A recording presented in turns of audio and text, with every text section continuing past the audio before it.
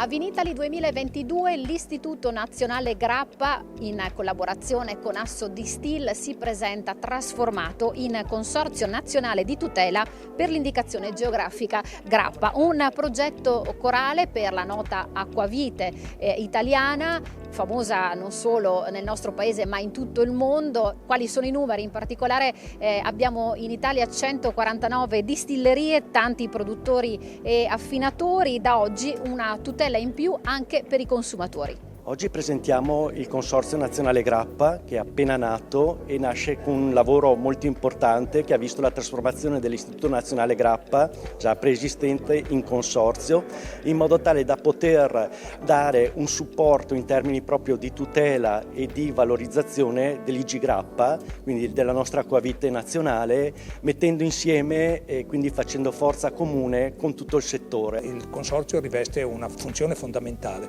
che è quella non solo di accompagnare lo sviluppo del prodotto spingendolo come promozione, ma anche di tutelare gli interessi dei consumatori e dei produttori in una leale concorrenza.